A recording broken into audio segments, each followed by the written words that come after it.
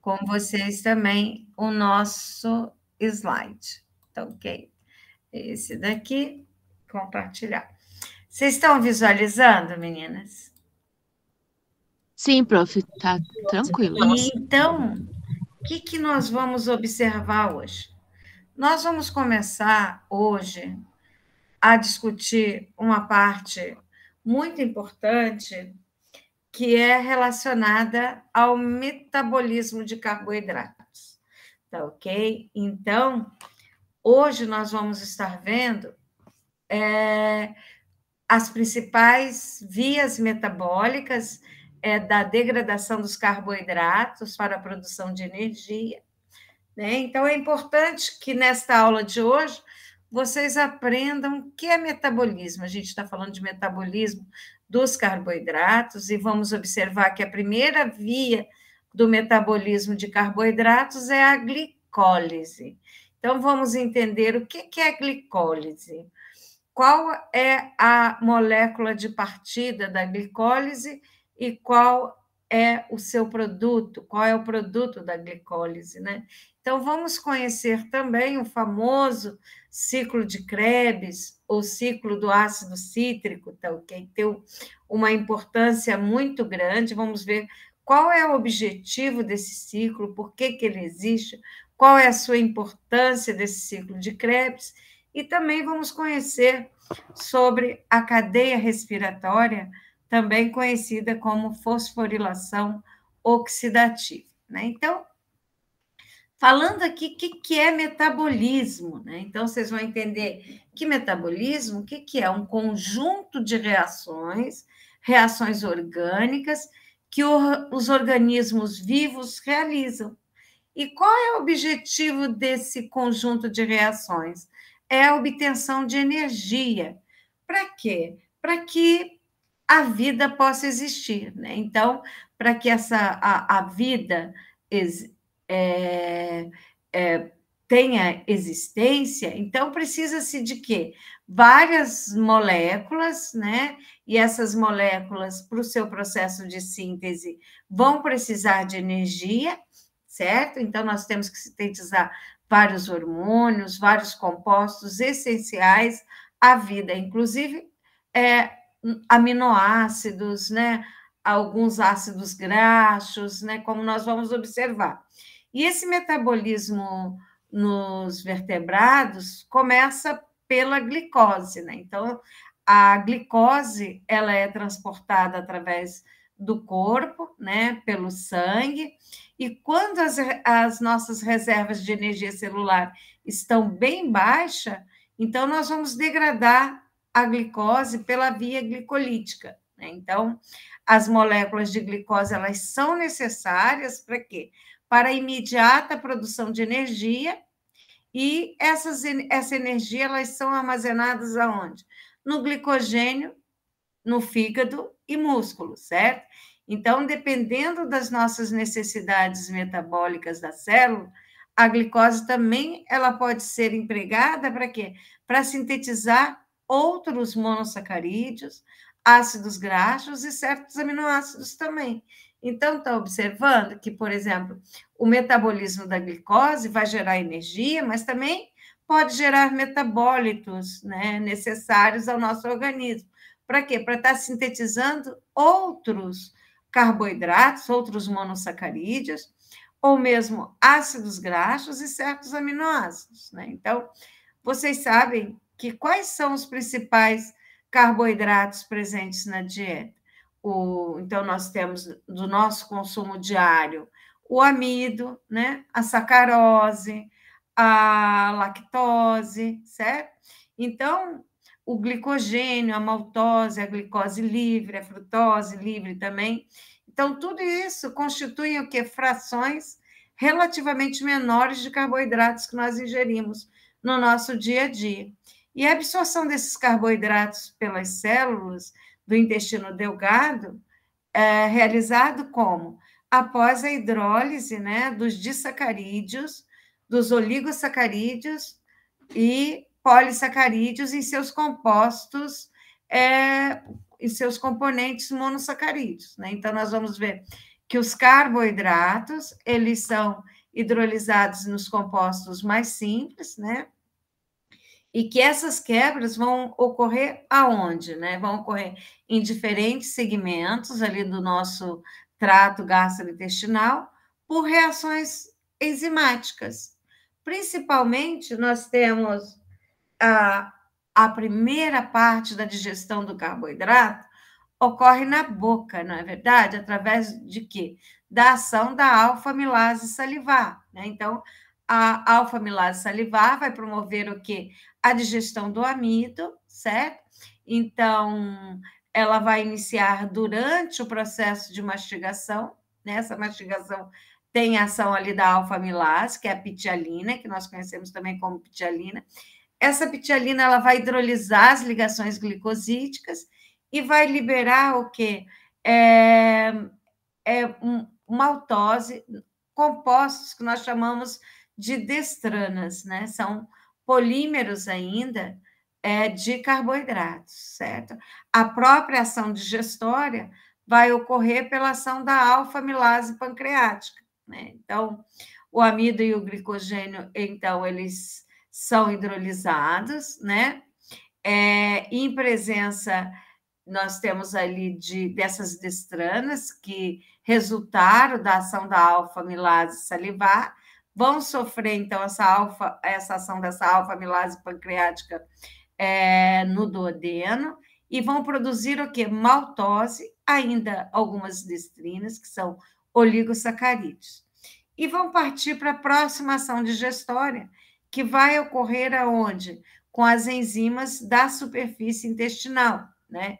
Então, elas daí vão promover a hidrólise final da maltose, dessas destrinas que sobraram, pela maltase e a destrinase, presente na superfície das células epiteliais do intestino delgado, certo? E nós observamos que após a absorção, a glicose do sangue, ela vai aumentar, né? E as células beta das ilhotas pancreáticas, elas vão secretar a insulina, que vai estimular a captação da glicose, principalmente pelos tecidos, o tecido adiposo e o tecido muscular, né? Então, nos processos metabólicos dos carboidratos, nós temos essas vias metabólicas que são essenciais para a obtenção de quê? Da reserva energética. Então, nós temos a glicólise, que vocês vão observar que consiste na quebra da glicose por meio de 10 reações. Tem algumas etapas na via glicolítica que elas são anaeróbicas, podem ser anaeróbicas, né? Mas é um processo essencialmente aeróbico. Vamos observar também que na própria via nós temos ali a via das pentose fosfatos, a gliconeogênese, que nós vamos aprender mais tarde, a glicogenólise também, a gliconeogênese, o ciclo de Krebs, ou ciclo do ácido cítrico, como nós falamos, a cadeia respiratória, até mesmo a fosforilação oxidativa. Então, observem vocês aqui que o metabolismo consiste basicamente de duas etapas, né? O catabolismo e o anabolismo. Então, o catabolismo, nós temos a presença aqui de macromoléculas, como os carboidratos, lipídios e proteínas, que são degradados para produzir o quê? Energia, né? Energia sob a forma de ATP, né?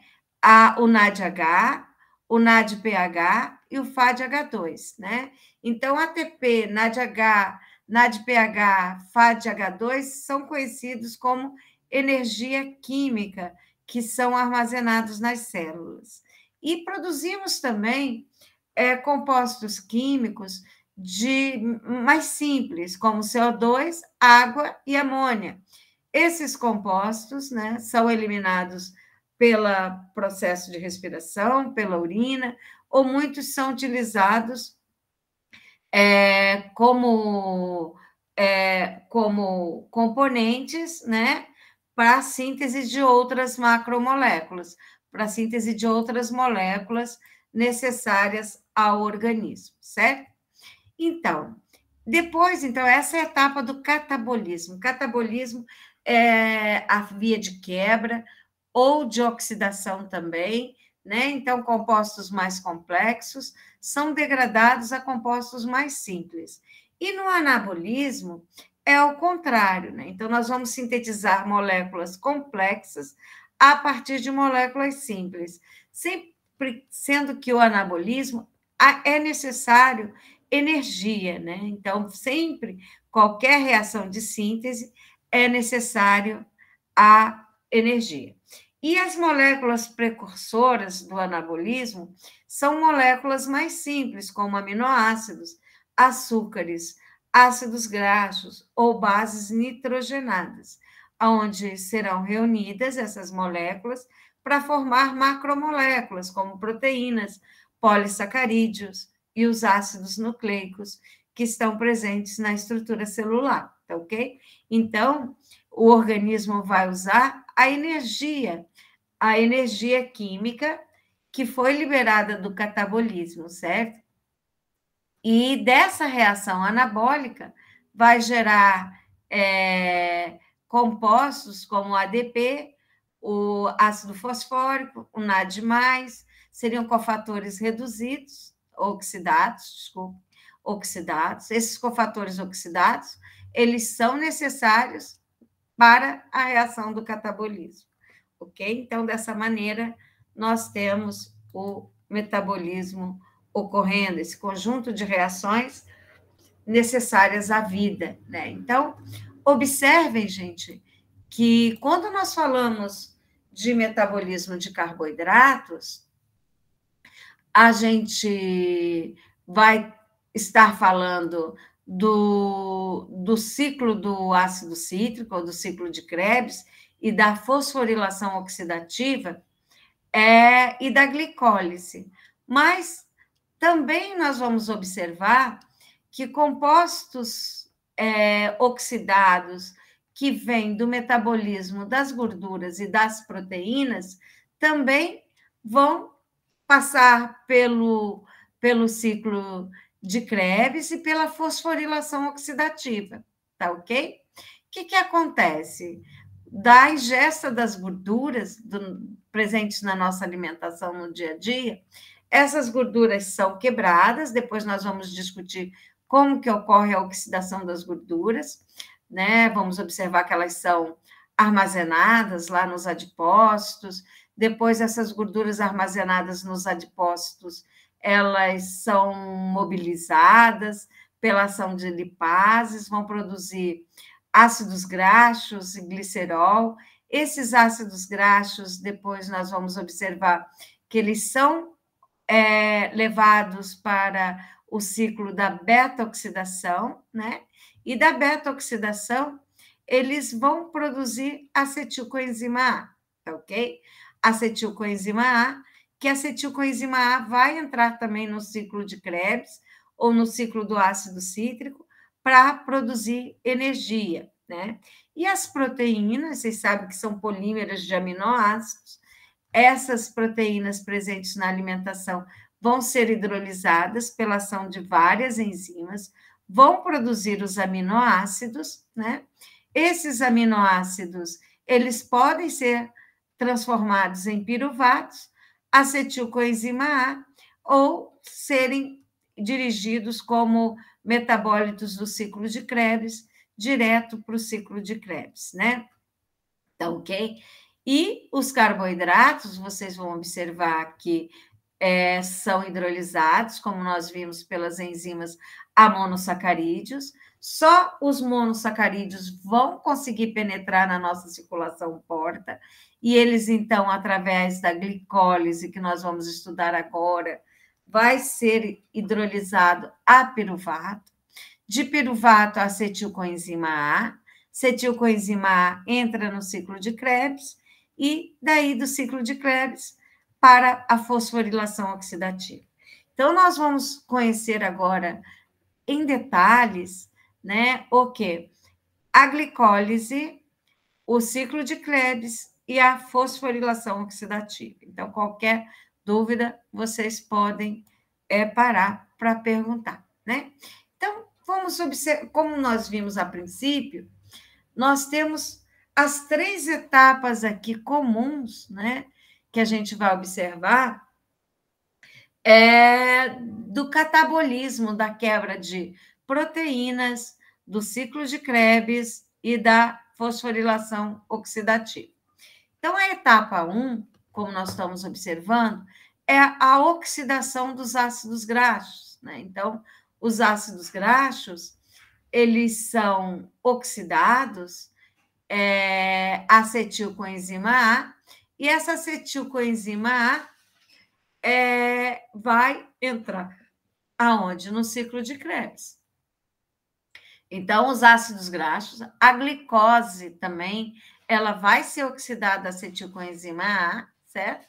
E alguns aminoácidos também vão ser oxidados a acetilcoenzima A, né? Então, aqui como resuminho no desenho, vocês estão vendo que a glicólise, ela vai transformar a glicose em piruvato. E esse piruvato vai ser transformado em acetilcoenzima A, né? E essa é a primeira etapa, então, né? Então, do catabolismo das proteínas, dos ácidos graxos e dos carboidratos, nós vamos formar acetilcoenzima A.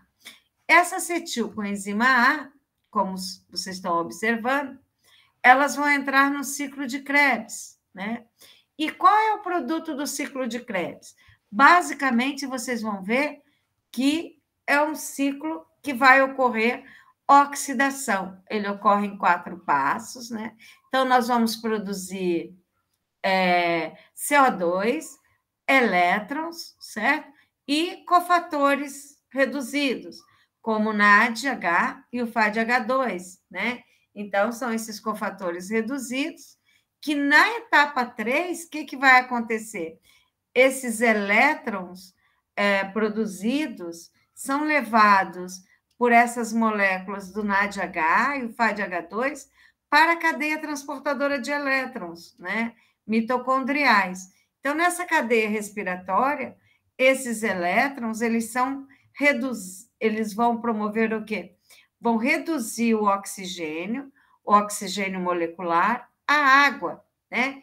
E qual é o objetivo disso tudo aqui? É produzir elétrons, né? Então, observem como é muito lindo todo esse processo metabólico, né? Então, todas as nossas proteínas, ácidos graxos e carboidratos ingeridos na nossa alimentação, eles podem ser oxidados a CO2 e água, né? Produzindo energia nessas 3 etapas, né? Na etapa 1, ou seja, vão produzir acetilcoenzima A, acetilcoenzima A vai entrar no ciclo de Krebs. O ciclo de Krebs, o objetivo dele vai estar produzindo elétrons, cofatores reduzidos, né? Esses cofatores reduzidos, esses elétrons são levados pelo NAD e FAD para a cadeia respiratória para produzir energia, certo? Então, nós vamos observar primeiro aqui que quais seriam, então, o destino da glicose. Nós temos a glicose na corrente sanguínea, né? Então, vamos ver o que pode ocorrer com essa glicose. Essa glicose, ela pode ser armazenada como glicogênio, tá ok? No fígado, certo? Nas plantas, nos animais, né? Sob a forma de glicogênio. Nos animais, ela pode ser armazenada como amido ou mesmo servir como síntese da sacarose. Então, a glicose, ela pode ser armazenada sob a forma de glicogênio, amido ou sacarose. Ou essa glicose, ela pode ser usada para produzir a ribose 5-fosfato ou piruvato, né? Então, essa ribose 5-fosfato é conhecido como o ciclo das pentoses fosfato, né? Então, observando bem direitinho, esse processo da síntese das pentoses né? Então, vai precisar ali envolver o CO2 e o NADPH. Então, trata de uma via metabólica alternativa da glicólise, que nós vamos estudar daqui a pouquinho, tá ok? Para oxidação da glicose, isso não requer ou não vai produzir ATP. Então, essa via das pentoses fosfatos não vai produzir ATP. E ela ocorre aonde? Aonde que ocorre essa via das pentoses fosfatos? Então, ela ocorre no citossol das células, tá ok? Em duas etapas, certo? Temos uma etapa não oxidativa, né? E uma etapa oxidativa. Então, nessa etapa oxidativa, nós temos que essa glicose 6-fosfato, ela é convertida a ribulose 5-fosfato e é acompanhada pela formação de duas moléculas de NADPH, né? Então, enquanto que a etapa não oxidativa vai envolver a isomerização e a condensação de várias moléculas, né? Várias moléculas de diferentes açúcares, e temos aí 3 intermediários do processo que são utilizados em outras vias, como a ribose 5-fosfato, a frutose 6-fosfato e o gliceraldeído 3-fosfato, né? Então, nós temos que, alternativamente, essa via das pentoses fosfato, ela pode ser compreendida como um desvio para a produção de frutose 6-fosfato a partir de glicose 6-fosfato. Então, por quê? Tanto a glicose 6-fosfato como o gliceraldeído 3-fosfato, produzido pela via das pentoses fosfato, pode ser metabolizados a piruvato e, finalmente, oxidado pelo sistema mitocondrial, né? Então, nós vamos estar produzindo aqui metabólitos, inclusive, esses metabólitos, como a ribose 5-fosfato, eles podem ser usados para a síntese do DNA, tá ok? Então, vão produzir aí metabólitos, como vocês estão observando, né? Importantes para o nosso organismo. Por exemplo, a glicose 6-fosfato vai estar relacionada na produção aí da glicosamina 6-fosfatos, de glicoproteínas, certo? Então, temos vários destinos. Ou do piruvato, que é a via glicolítica que nós vamos estudar agora, né? Então, ou através da glicólise, como nós vamos estudar essa via da glicólise, nós vamos produzir o piruvato, ok? Aqui só um momentinho, aqui voltando. Então, só falando um pouquinho mais da glicólise, o que consiste, né, a glicólise? Antes, vamos só dar uma olhadinha nesse esquema que nós temos aqui, que a primeira via da glicólise a glicose vai ser fosforilada e vai formar a glicose 1-fosfato, né? Depois, nós temos que essa glicose 1-fosfato vai poder participar da síntese do glicogênio, certo?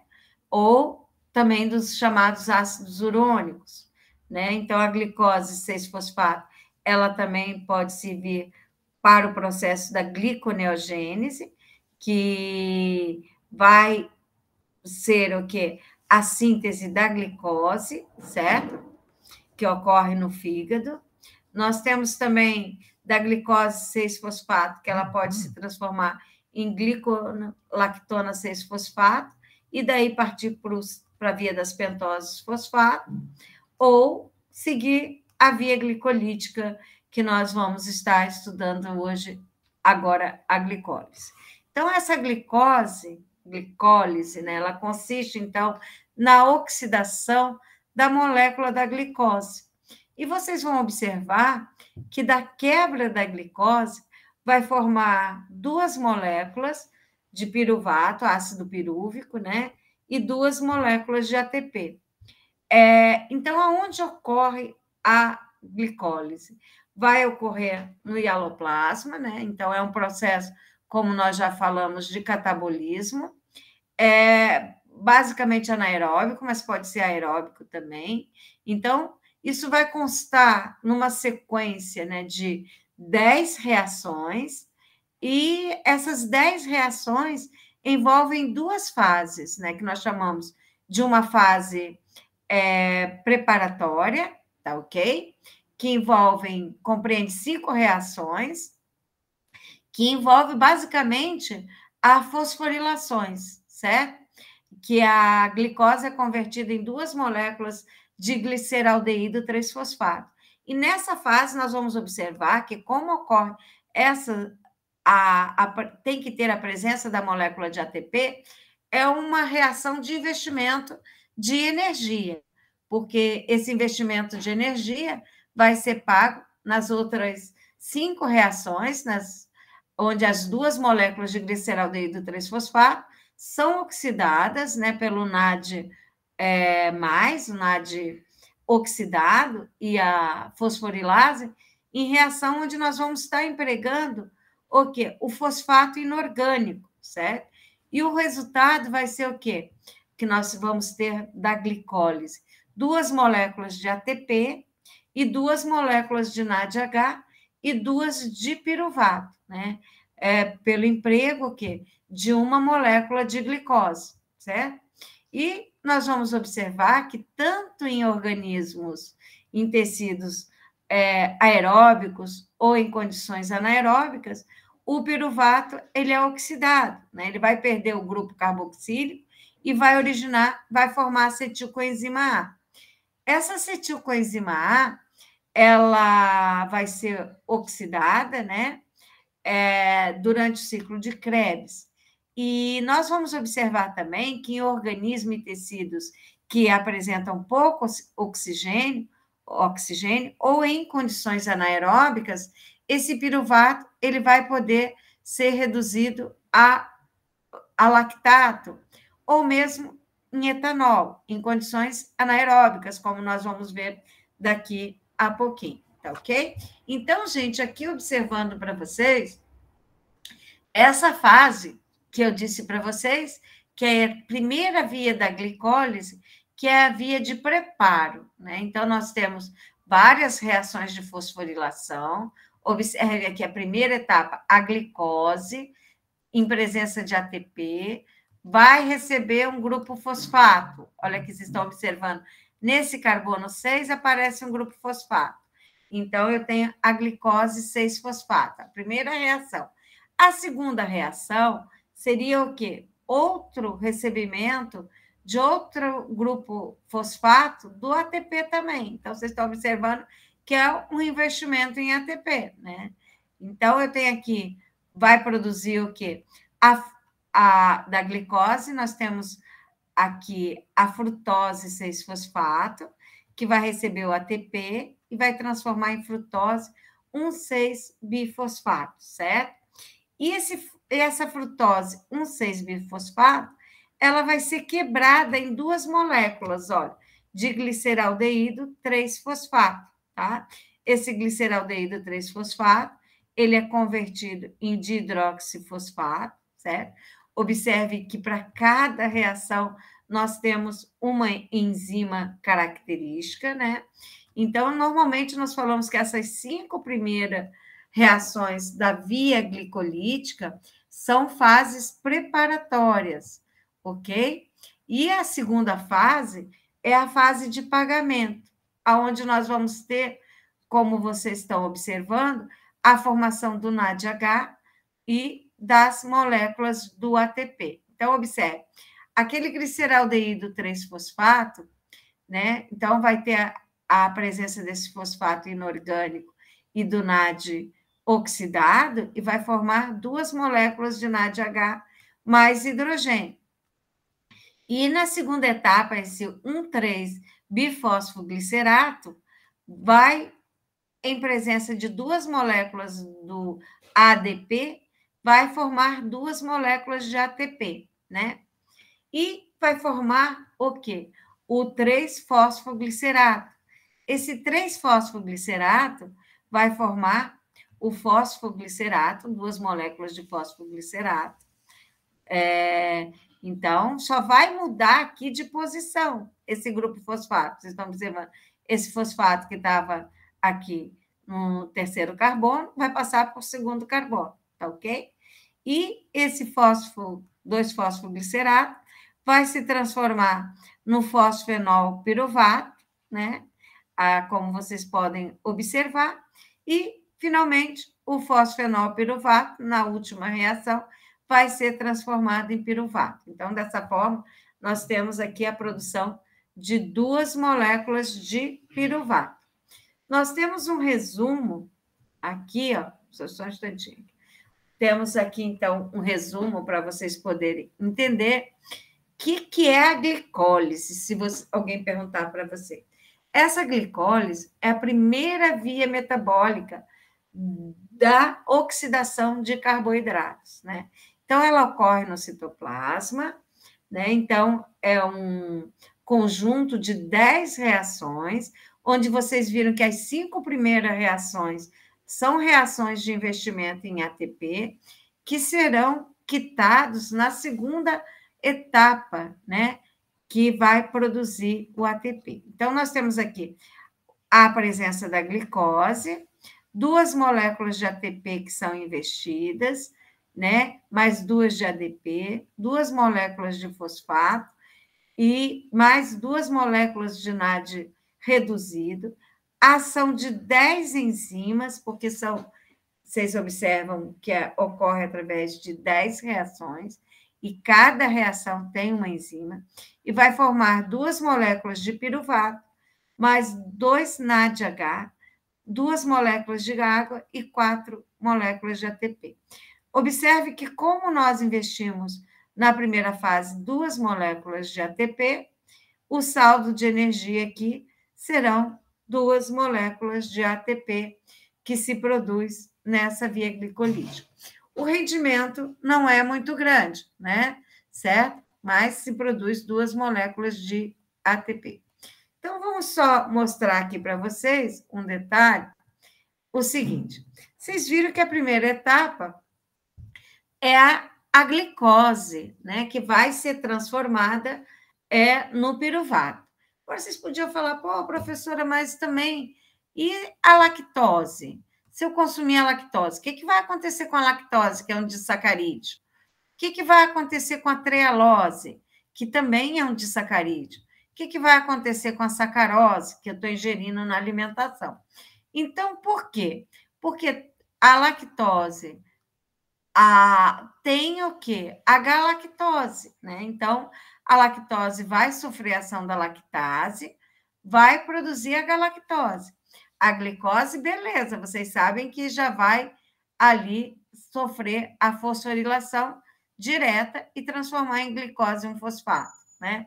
Então, porque o que vai acontecer com a galactose? Essa galactose, ela vai sofrer a ação dessa enzima UDP-galactose, né? Vai se transformar em UDP-glicose e vai entrar aqui na via como glicose 1-fosfato, né? Já ali na segunda reação do metabolismo da glicólise, certo? Ao passo que a trealose, o que é a trealose? É 2 moléculas de glicose. Então, essas moléculas já vão entrar direto ali, formando a glicose 6-fosfato, tá ok? Desculpe, a glicose ali 6-fosfato. E nós temos a sacarose. Sacarose, glicose, beleza, né? Vai sofrer a ação da sacarase, que é uma disacaridase, vai formar a glicose e a frutose. A glicose vai ser transformada em glicose 6-fosfato, beleza. Mas e a frutose? Observe que a frutose já vai entrar ali, o quê? Como frutose 6-fosfato, depois de ser fosforilada direto, né? Então, e vai seguir a via normal. Então, nós temos aí a frutose 1-fosfato, que vai gerar o gliceraldeído, a dihidroxiacetona, e vai direto ali para a produção do gliceraldeído, ok? Se temos a manose, ela vai sofrer a ação da enzima chamada hexoquinase, formar a manose 6-fosfato e já vai entrar como frutose 6-fosfato, tá ok? E vai partir para a via glicolítica, como vocês estão observando nesse conjunto de reações que estamos aqui apresentando, tá ok? Então, vamos lá aqui. Então, só para complementar aquilo que nós já falamos, que a amida e o glicogênio, eles são hidrolizados à glicose, né? Então, não na boca, né, gente? Eles são hidrolizados à glicose. A hidrólise começa na boca, né? E nós, no estômago, não tem ação digestória, tá ok? Porque a amilase, ela é inativada pelo pH do estômago, tá ok? Então, a enzima alfa-amilase que está presente na saliva, ela vai, né, ser secretada e vai quebrar as ligações alfa-1,4. Então, desculpe que tem alguns errinhos aqui. São hidrolizados a glicose na boca? Não. Amido e glicogênio, eles são hidrolizados na boca, começa na boca pela ação da amilase salivar, como nós já vimos anteriormente, certo? E depois são formados produzem destranas. Essas destranas vão sofrer a ação da amilase pancreática, que vão formar disacarídeos, certo? Vocês sabem que nós vimos a estrutura que o amido é formado de amilose e amilopectina, né? A amilose, ela é um homopolissacarídeo linear, mas a amilopectina é ramificada. Então, ela tem aquelas ramificações alfa-1,4. Então, aquelas ramificações, elas são inquebradas no intestino e vão ser liberadas como glicose, tá ok? Só que da hidrólise da amilopectina, nós vamos ter a presença da isomaltose, que a isomaltose também vai ser hidrolisada e vai formar a glicose, né? Então, observem que os animais eles vão armazenar a glicose na forma de glicogênio no fígado e também no músculo, e as plantas elas vão armazenar essa glicose como amido. E quando nós necessitamos dessa glicose, o que vai ocorrer? Esses polissacarídeos armazenados, eles são quebrados, né? E tem ação do ATP, eles vão ser fosforilados pela enzima fosforilase, tá ok? E os animais, eles possuem essa glicogênio fosforilase e as plantas a amidofosforilase, então, que vão converter o amido em glicose 1-fosfato, no início com gasto de ATP, para a produção depois, né? Então, aqui, só um instantinho aqui, só um momentinho, opa, aqui, acho que aqui, mostrando para vocês que a estrutura aqui do glicogênio, né? O glicogênio, como a amilopectina, ele é ramificado, né? Tem muitos ramos. Então, essa fosforilase do glicogênio, o objetivo é estar liberando aqui a glicose 1-fosfato para o metabolismo dos carboidratos, né? Para a via glicolítica, como vocês estão observando. Então, como que vai atuar? Sempre na extremidade não redutora, né? Então, nós vamos ter aí a fosforilase do glicogênio, com produção de glicose 1-fosfato, e nós vamos ter o glicogênio reduzido de uma unidade de glicose, tá ok? E assim vai sendo degradado. Então, nós temos as destrinas. O que são as destrinas? São compostos de glicose, né? Onde, então, nós temos a ação das enzimas chamadas destrinases, que vão liberando glicose para o metabolismo dos carboidratos. A maltose, que é um disacarídeo, né? Nós temos a ação da maltase, que a maltase vai hidrolisar a maltose e vai produzir a glicose. A lactose, né, um disacarídeo constituído de glicose e galactose, tem a ação da lactase e vai formar glicose e galactose. A sacarose é um disacarídeo constituído de glicose e frutose, vai sofrer a ação da sacarase ou da invertase, também como é conhecida, e vai formar glicose e frutose. E a trealose, o que é a trealose? É um disacarídeo também, constituído de glicose e glicose, vai sofrer a ação da trialase e vai formar o quê? 2 moléculas de glicose, tá ok? Então, esses são os principais disacarídeos, né, que vão estar produzindo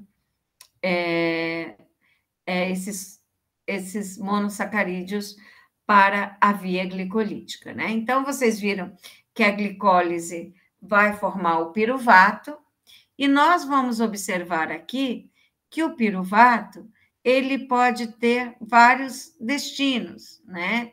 Então, observe. Opa, deixa eu só dar uma olhadinha aqui, gente, primeiro, nesse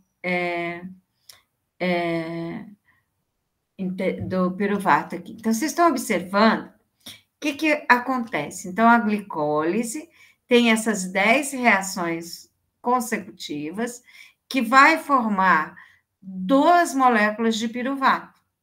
E essas 2 moléculas de piruvato, qual é o destino delas, gente? Observem bem direitinho. Eu tenho 3 destinos para ela. 2 destinos em condições anaeróbicas e um destino em condições aeróbicas, tá ok? Então, a gente observa que tanto em organismos e tecidos aeróbicos, em condições aeróbicas, esse piruvato que vocês estão observando aqui, que acontece com ele? Ele é oxidado em condições aeróbicas em piruvato, né? A glicose é oxidada em piruvato, e vai originar o quê? Acetilcoenzima A. Esse acetilcoenzima A, ele depois é oxidado a quê? A CO2, durante o quê? O ciclo de Krebs, certo? E que em organismos e tecidos em condições que têm pouco oxigênio, em condições anaeróbicas, nós temos que o piruvato, gente, ele pode ser reduzido a lactato, né? Ou convertido em etanol e CO2, tá ok? Então, observem que o lactato proveniente da glicólise anaeróbica é produzido pelo organismo, certo? Pelo o quê? Após a queima da glicose para fornecimento de energia. Esse fornecimento de energia que ocorre sem a presença de oxigênio, tá ok? Isso ocorre principalmente o quê? Em atividades físicas, aquelas atividades físicas de longa duração, por exemplo, onde o suprimento de oxigênio nem sempre vai ser suficiente, né? Então, o organismo busca energia de fontes alternativas, e dessas fontes alternativas, ele vai produzir o lactato, né? E a gente sabe que o acúmulo do lactato, esse acúmulo do lactato no músculo pode gerar o quê? Uma hiperrigidez, pode causar dor também, e temos o desconforto logo após o exercício. O bom é que esse lactato, depois nós vamos ver bem direitinho, tem um ciclo que é chamado ciclo de Cori, onde ele é transportado novamente para o fígado, e no fígado ele é convertido a glicose para ser novamente oxidado a piruvato, tá ok? Então, como a gente vai entender depois esses processos. Depois nós vamos estudar o processo da glicogênese, né? Então, que é o processo e síntese do glicogênio a partir da glicose, e vamos depois também estudar a glicogenólise, né? Que a glicogenólise é um processo de conversão do glicogênio em glicose através da degradação do glicogênio numa quebra sequencial de resíduos de glicose a partir o quê? Das extremidades não redutoras das ramificações do glicogênio. Depois nós vamos estudar isso com mais detalhes, certo? Então, importante vocês observarem que para essa reação aqui, ó, gente, ó, piruvato ser transformado em acetaldeído, né? Que vai ocorrer, né? Nós temos a descarboxilação do piruvato. Nós vamos ter um complexo de enzima da piruvato descarboxilase, aonde ela necessita de vários cofatores enzimáticos, que nós vamos ver aqui no próximo slide. Olha só. Então, nós temos para que a formação da acetilcoenzima A, porque a acetilcoenzima A é necessária, porque a acetilcoenzima A que vai entrar no ciclo do ácido cítrico, no ciclo de Krebs, né? Então, esse piruvato formado pela via glicolítica, ele tem que ser descarboxilado. Quando eu falo descarboxilado, ele vai perder um CO2. E nós temos aí um complexo enzimático, conhecido como complexo da piruvato desidrogenase, que envolve 3 enzimas, ó, a coenzima A, né? Nós temos aí o NAD+, né? Então, tem o TPP, lipoato e o FAD, que nós vamos dar uma olhadinha nos próximos slides, né? Então, são necessários essas 3 enzimas aqui, ó. O TPP, o lipoato e o FAD, né? Para poder o piruvato se transformar em acetilcoenzima A, certo? Então, vocês estão observando aqui, gente, olha, que a presença do glicogênio, do amido, vai gerar glicose, a presença de proteínas vai gerar aminoácidos, a presença de gordura que são os triglicerídeos, vai gerar ácidos graxos, e todos esses compostos, olha, ácidos graxos, glicose, aminoácidos, eles vão terminar aqui em acetilcoenzima A. Essa acetilcoenzima é comum aos 3 processos metabólicos de proteínas, de carboidratos e de lipídios. E a acetilcoenzima A, ela vai entrar no ciclo do ácido cítrico, e do ciclo do ácido cítrico vai produzir elétrons e cofatores reduzidos para serem transportados à cadeia respiratória, que também é conhecida como fosforilação oxidativa, né? Então, no próximo slide, nós vamos ver isso com mais detalhes. Olha só. Esse piruvato, para formar acetilcoenzima A, para entrar no ciclo de Krebs, precisa, então, desse complexo de enzimas, né, da piruvato desidrogenase. Esse complexo da piruvato desidrogenase precisa de tiamina, que é a vitamina B1, do ácido lipoico, do FAD, que é a vitamina B2, a riboflavina, da coenzima, né, que é a vitamina B5, ou ácido pantotênico, que é a coenzima A, né, e do NAD, que é a vitamina B3 ou nicotinamida. Então, estão observando por que é importante para o nosso organismo a tiamina, o ácido lipoico, né? A vitamina B2, que é a riboflavina, a coenzima A, que é a vitamina B5, o ácido pantotênico, a vitamina B3 ou nicotinamida, porque elas são essenciais para a produção de energia, gente, para a produção da acetilcoenzima A, que vai entrar no ciclo de Krebs. E se você não tem esses componentes, você não vai produzir energia de forma adequada. Não produzindo energia de forma adequada, você pode comprometer vários processos metabólicos que precisam de de compostos que são sintetizados a partir daí, tipo hormônios, vitaminas, moléculas DNA, e por aí vai, né? Todo o comprometimento metabólico. Então, aqui só um instantinho. Aqui.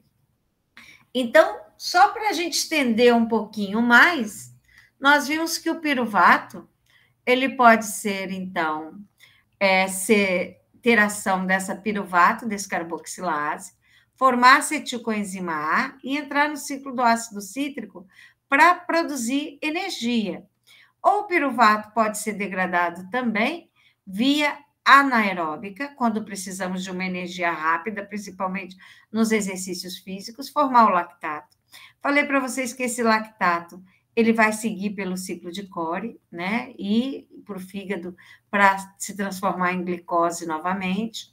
E nós temos ainda que o piruvato ele vai formar ainda o oxaloacetato, né? Esse oxaloacetato ele é o intermediário da síntese da gliconeogênese. Gliconeogênese seria a síntese da glicose pelo fígado, né? Ou ele pode ainda, gente, formar alanina, né? Um aminoácido, né? Que pode ser formado a partir do piruvato. E esse alanina aminoácido é intermediário da síntese das proteínas tão importante para o nosso organismo, certo?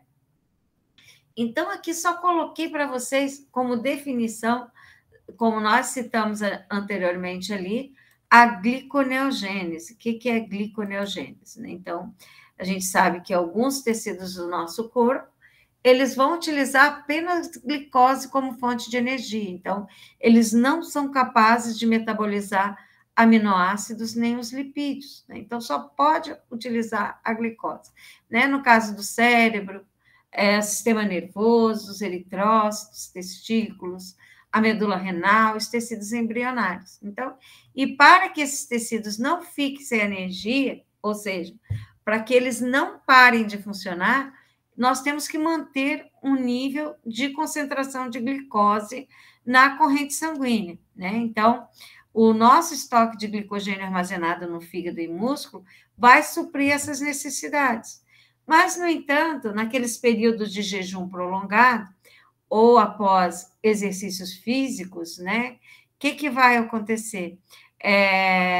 O estoque de glicogênio ele vai se esgotar. Então, vai ser necessário o organismo apelar para a síntese de glicose a partir de precursores que não vêm de carboidratos, né? Então, que vem, por exemplo, pode vir da própria proteína, do metabolismo também de lipídios, né? Então, isso vai ser alcançado pela rota de anabolismo dos carboidratos, que é denominada de gliconeogênese. Desculpa. Então, essa gliconeogênese está relacionada ao quê? A síntese de glicose pelo fígado, tá ok? Então, aqui nós temos um resumo dessa via, só um instantinho. Então, nós temos aqui que, aqui, a glicose, então, através da glicólise, né, ela é transformada em 2 moléculas de piruvato. Por outro lado, vocês viram, né, que os organismos também, o organismo também pode produzir a glicose, e essa produção vai ser através do piruvato, né? Então, nós temos o piruvato, ele pode produzir glicose. Então, a gliconeogênese é a via de biossíntese da glicose a partir de piruvato, e a glicólise é a quebra da glicose formando piruvato. Então, a síntese da glicose ela é importante, porque é a única fonte de energia que vocês viram que é utilizada pelo cérebro, eritrócitos e a medula renal. Então, nós sintetizamos essa glicose. Então, no jejum, o que vai acontecer? O cérebro vai poder obter energia dos chamados corpos cetônicos também, né? E esses corpos cetônicos, eles vêm da degradação do triglicerídeos. Aí vocês poderiam pensar, mas se essas reações têm os mesmos caminhos, né, as mesmas reações, como que vai acontecer, né? Então, a glicose forma piruvato, uma vai estar anulando a outra, não, porque depois vocês podem observar que tem algumas dessas reações que são irreversíveis, né? Então, os organismos são inteligentes para não permitir, né, que uma quebre e a outra sintetize numa mesma via, né? Então, tem algumas reações que são irreversíveis para poder tornar possível essas vias metabólicas, tá bom? Então, gente, vamos aqui falar agora um pouquinho que vocês observaram, né, que uma vez produzido o acetilcoenzima A, ela vai entrar aqui, como vocês estão vendo, no ciclo de Krebs. Só um instantinho aqui, no ciclo de Krebs. Esse ciclo de Krebs, né, então, foi descoberto em 1937, né, então vocês vão observar que ele vai produzir CO2 e elétrons, tá? Então, é uma via catabólica, é cíclica, né? Por isso que é chamado de ciclo de Krebs, onde vai ocorrer, nossa senhora, minha perna adormeceu, onde vai ocorrer a oxidação total da glicose, né? Então, aqui nós vamos ter a oxidação total da glicose, CO2 e água, né? E vai liberar energia, né? Certo? Então, esse processo, o ciclo de Krebs, ele só vai ocorrer em condições anaeróbicas, porque ele ocorre na matriz mitocondrial, tá ok? Então, antes de entrar no ciclo, após a oxidação da molécula da glicose, pelas diversas vias que nós vimos a piruvato, esse piruvato ele é transportado do citossol até a matriz mitocondrial por um transportador específico, onde ele vai ser descarboxilado a acetilcoenzima A, para formar o que? Acetil-CoA, participa daquele complexo multienzimático que nós falamos, da piruvato desidrogenase, né? Além de outras enzimas, como a coenzima A, o ácido pantotênico e a vitamina B3, o NAD reduzido, né? Então, após essa formação, o acetilcoenzima A, ele vai entrar no ciclo e, através de reações de condensação com oxaloacetato, como vocês estão observando, vai formar o quê? O citrato, né? Então, essa reação é catalisada pela enzima citrato sintetase, né? E nesse processo, a liberação da coenzima A. Essa coenzima A, ela vai ficar livre para atuar onde? Na descarboxilação oxidativa de outra molécula de piruvato e vai formar uma nova molécula de acetil-CoA que vai entrar no ciclo novamente, né? Então, após formado o citrato, certo? Através de uma reação de desidrogenação, ele vai ser convertido a isocitrato via cis-aconitato, né? Através da enzima aconitase, né? Então, trata-se de uma reação reversível, certo? Então, esse isocitrato, ele vai sofrer uma reação chamada de desidrogenação pela ação da enzima isocitrato desidrogenase, que é uma enzima ligada com a enzima NAD+, que é o NAD oxidado, e vai resultar na formação da molécula do alfa-cetoglutarato e CO2, né? Então, essa reação é irreversível e há a liberação do NADH e H+, também, tá ok? Então, após a formação do alfa-cetoglutarato, através de uma reação de descarboxilação oxidativa, esse é oxidado o quê? A succinil coenzima A e CO2, né? Pela ação de quê? Do complexo alfa-cetoglutarato desidrogenase, que é uma enzima que é ligada à coenzima NAD+.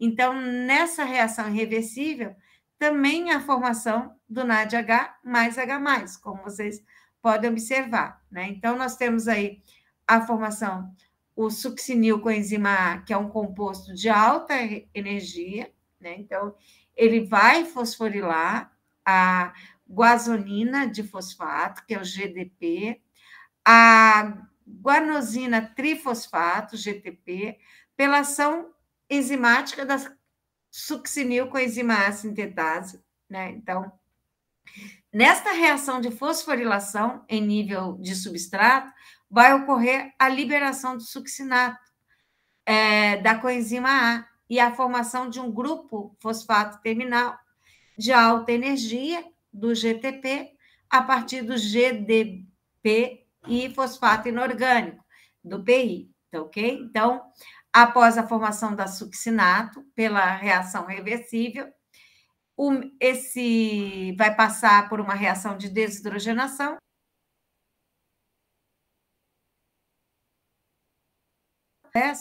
Ele é catalisado pela enzima succinato desidrogenase, né? Essa enzima contém o FAD ligada covalentemente, formando o FAD-H2, certo? E nós temos aí, gente, que através da catalisação do fumarato, a partir da enzima fumarato desidrogenase, a fumarase, e de uma reação reversível de hidratação, né, nós temos a formação do malato, né? Por último, na última reação aí do ciclo de Krebs, conforme a desidrogenação do malato ao oxaloacetato, e o início de um novo ciclo, essa reação é catalisada pela enzima malato desidrogenase, né? E essa malato desidrogenase, ela está ligada com a enzima NAD+, e nessa reação reversível, a formação do NADH mais H+, tá ok? Como vocês podem observar nesse conjunto de reações. Então, um dos principais objetivos desse ciclo do ácido cítrico, né, é a produção, como vocês viram, do FAD-H2, NADH, CO2, elétron, CO2 vai ser produzido também, mas vocês podem observar que nós temos aqui também a formação de intermediários, como aminoácidos, né? Que vão ser o quê? Essenciais para os processos de síntese que nosso organismo precisa, né? A própria glicose, que pode ser, né, produzida através do oxaloacetato, né? O grupo porfirinas, que vão ser produzidas através da succinilcoenzima A, próprio citrato, que pode dar origem aos ácidos graxos e à síntese do colesterol, alfa-cetoglutarato, que vai ser base para a síntese de aminoácidos. Então, o objetivo aqui é produzir intermediários, né? Intermediários para as sínteses que ocorrem no nosso organismo. Aqui nós temos de forma reduzida e resumida, então, essas do ciclo de Krebs, né?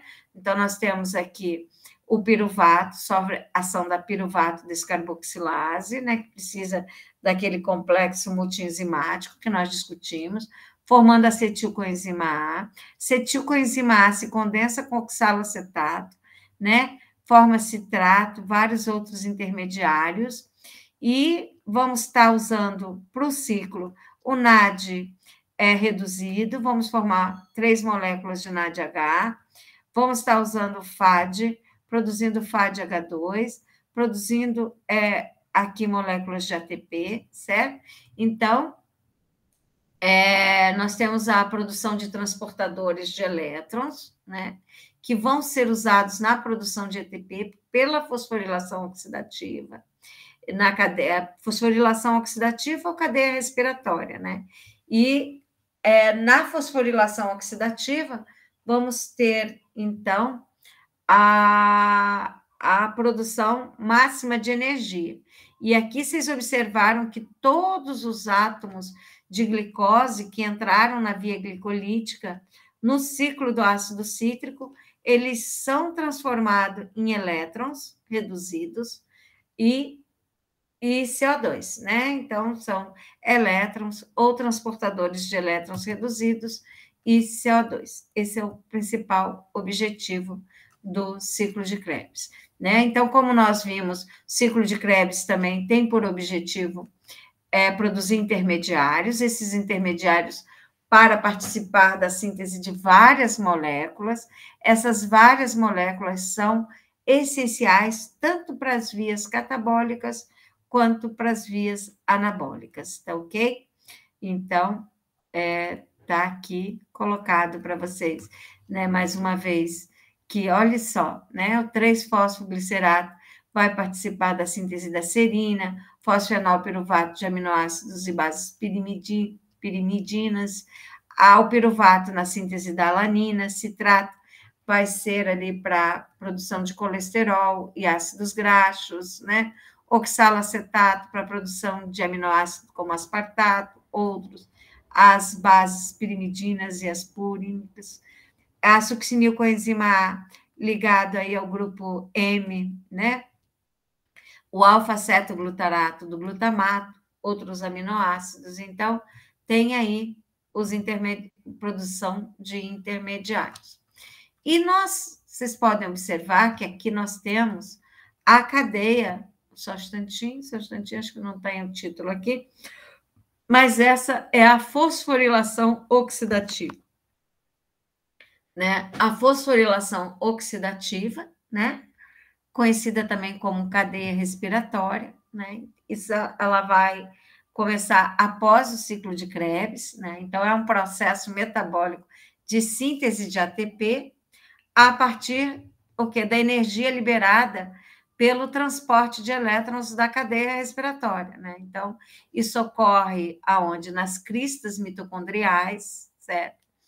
É um sistema de transferência de elétrons, né? Então, os elétrons provenientes do NADH e o FADH2, que são duas coenzimas, né? Que são carreadoras do oxigênio e que o oxigênio ele vai servir como aceptor de íons H+, certo? Então, o que vai ocorrer? Durante esse fluxo de elétrons, para a cadeia respiratória, nós vamos observar que vai ocorrer liberação suficiente de energia para a síntese de ATP nos sítios onde vai ocorrer a fosforilação oxidativa. Então, tem um fluxo de elétrons, e nesse fluxo de elétrons são passados o quê? De moléculas para moléculas nos citocromos, presentes aonde? Nas cristas mitocondriais, né? Esses né, que a gente observa, que pulam de um citocromo para outro, esses elétrons, até chegar no oxigênio, né? E quando chegar no oxigênio, vai fazer a liberação de energia, né? Convertendo em ATP. Então, o que vai ocorrer nesse processo, gente? Então, nesse processo, a gente observa que o NADH, ele vai se ligar ao complexo, né? E vai transferir seus elétrons para esse complexo que nós chamamos de complexo 1 e vai iniciar a cadeia transportadora de elétrons, né? Então, esse complexo a gente chama que é um canal de prótons e vai bombear 4 prótons para o espaço intermembranar, né? E vai transferir os elétrons para uma molécula chamada de umbiquinona, ou também conhecida como coenzima Q10, que é uma proteína inserida na membrana, né? Então, a umbiquinona vai transferir os elétrons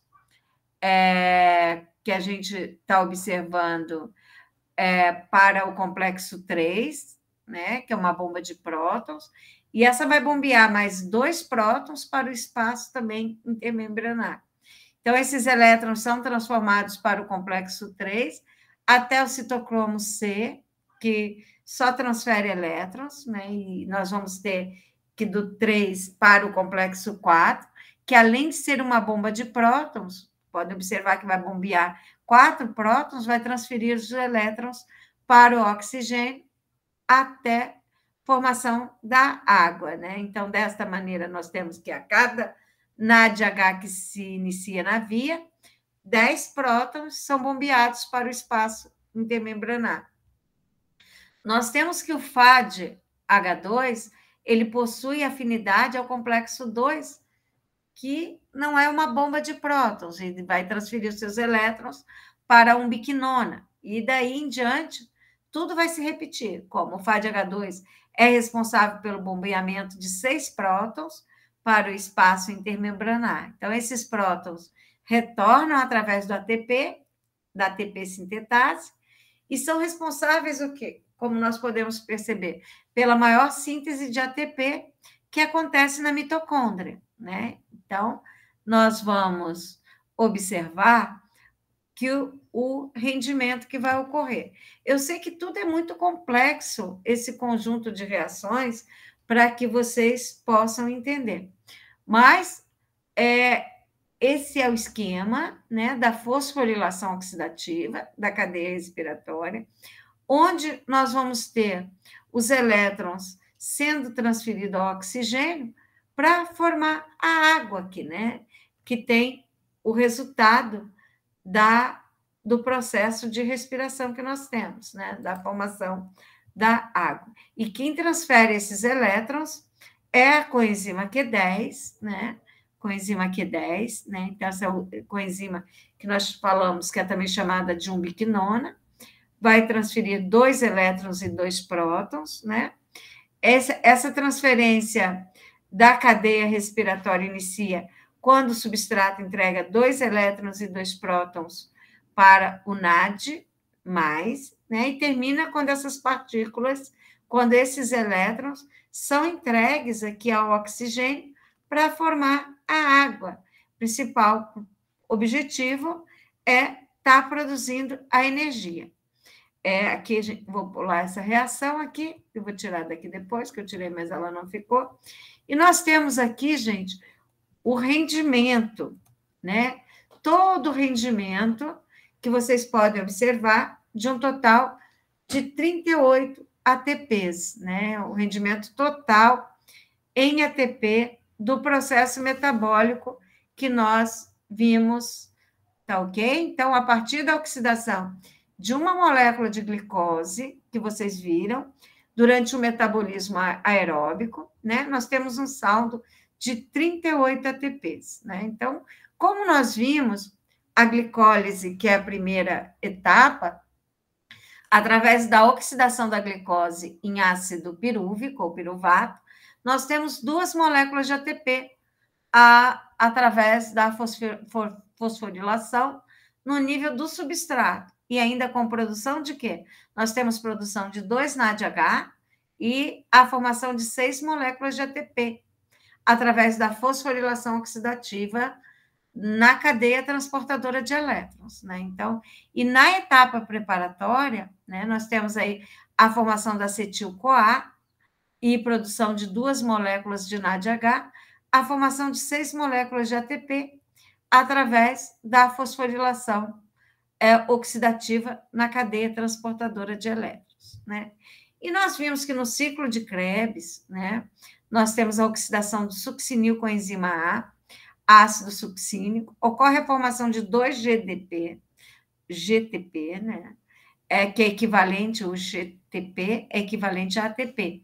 E na fosforilação no nível do substrato, 18 ATPs através da produção de 6 NADH na fosforilação oxidativa na cadeia transportadora de elétrons, né? A 4 ATP, né? Nós não temos aí a produção de 2 FADH2 na fosforilação oxidativa, né?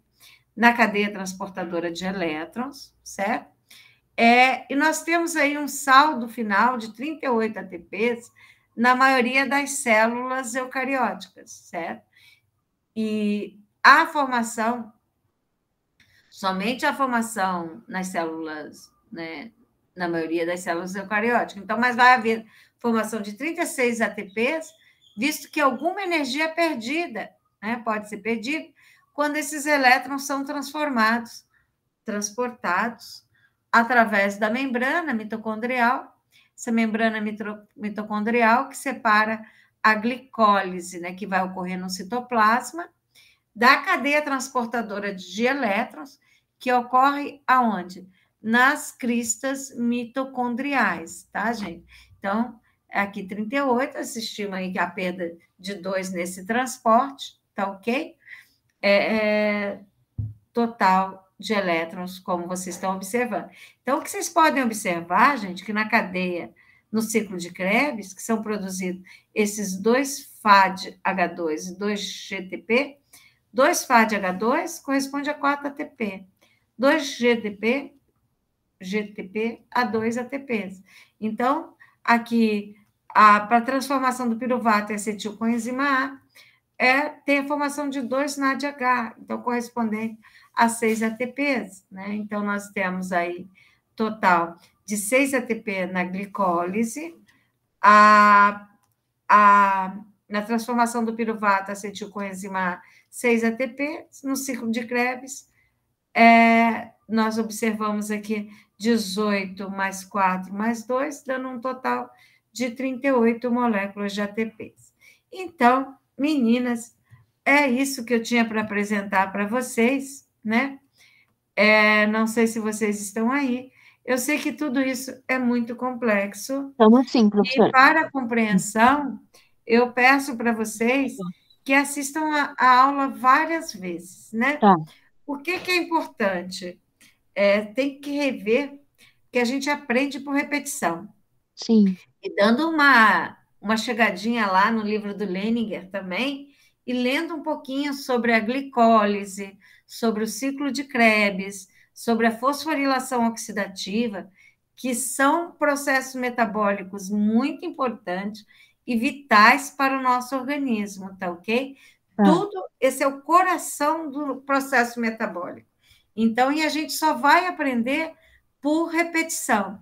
Mas, de qualquer forma, é importante que vocês saibam conceitos importantes, como metabolismo, catabolismo, anabolismo, o que é glicólise, qual é o objetivo da glicólise, qual é o destino do piruvato no nosso organismo, o que é acetilcoenzima A, né? Como ela entra no ciclo de Krebs, o que é esse complexo da piruvato desidrogenase, quais são as enzimas que são necessárias, tá ok? O que vai ocorrer no ciclo de Krebs, qual é o objetivo do ciclo de Krebs e qual é o objetivo da cadeia respiratória, o que ocorre nessa cadeia respiratória. Tá bom, meninas? Tá. Obrigada, professora. Certo, Tá bom, Cris? professora. Certo, Ivete? Sim. Ok. Então, vejam várias vezes, leiam um pouquinho lá no Leninger. Tá. Aquelas reações eu sei que são bem complexas para vocês, Vou. mas é para só conhecimento geral. Não tenho pretensão que vocês venham a conhecer a fundo essas reações, até porque eu não entrei a fundo para vocês, eu só citei essas reações, tá bom? Tá. Tá bom. Então tá. Tá bom, professora. Ivete, eu vou colocar a sua prova lá, tá bom? A Tá Cris. bom.